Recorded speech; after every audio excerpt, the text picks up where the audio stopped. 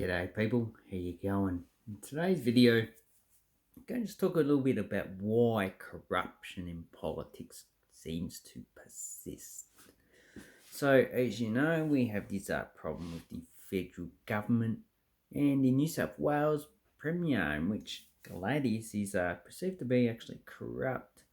She seems to like killing koalas and also like shredding documents. So it's a little bit suspect, and I'm actually surprised that Mrs. Gladys, I'm not even going to pronounce her bloody last name, is still out of prison. Because quite frankly, a lot of things that she's actually done have been quite, whatever. But I hope there is a police investigation and they do that soon. Then you got, the federal government, that's pretty corrupt. You got the Murray-Darling Water Basin. Let's have some reports, And there's also been, I watched a video about the local councils being also a bit dodgy. So, in my council, Whittlesea, they were so dodgy, they got sacked by the Victorian state government. So now there was actually elections in November. We didn't have any, because the administrators have just taken over. So we have to wait for 4 years to have elections in the Whittlesea State Council. And not Whittlesea State, Whittlesea Council. Don't even know why I said that. So pretty much, why does corruption exist? Because people were apathetic about it. That means they're not really willing to do what is necessary, which is basically protest and vote for political parties that will be less corrupt in their dealings. That's one of the reasons why I vote Green. If they get into power, I'm not too sure how to actually handle the situation. But, Labor has been a bit corrupt, and so has Liberals been definitely very corrupt. So, we need to do something about this corruption, because it's slowly destroying our free market economy. It's turning into an economy that's pretty much run by big business. We had the pandemic and all the small businesses had to close. Why? And the big businesses, a lot of them pretty much got to stay open in the right sort of way. They're going, oh, but they're essential. Yeah, small businesses are essential as well. Now, I'm not saying it's wrong, but I think all businesses should have actually been kept open, but with a lot of restrictions. And the large supermarkets should have had a lot more restrictions placed on them, like only being allowed to sell certain items if the other businesses had to close, and also,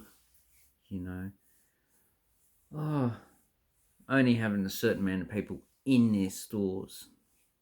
So it's not really fair, actually. But that's in the past. And,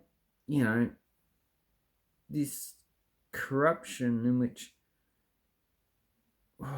as soon as a politician leaves politics, they're supposed to have a moratorium, like a 2 or 3 years until they can actually go into a type of business with a similar portfolio that they actually managed.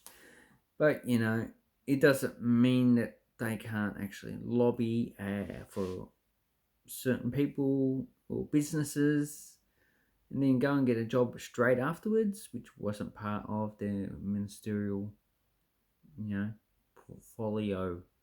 So, someone who manages, agriculture can go straight into banking afterwards, But and they can lobby on their behalf. So we need to actually change that. So you can't actually go, that's going to be a bit hard. So once they leave politics, how are they going to earn money? They get a job. So maybe they should actually have to get a minimum wage job. Yeah, that's a good thing. Get a minimum wage job, learn what real work is. You stupid bums.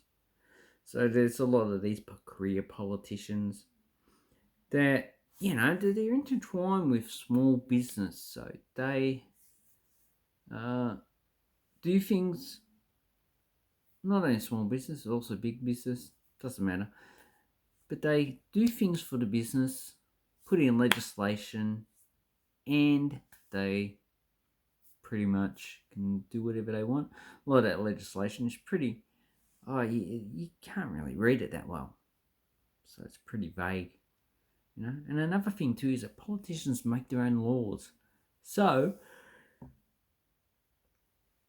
you need to actually vote for people who are actually going to implement the correct laws. So there's, like I said, I vote for the Greens, but they're not the only ones. There'll be good people on the left and the right. There's also bad people on the left and right. But you got to vote for the right person who will do the right thing for the majority of the community. Now, they can't do the right thing for everyone because everyone had different priorities. So you need to actually vote for the right people.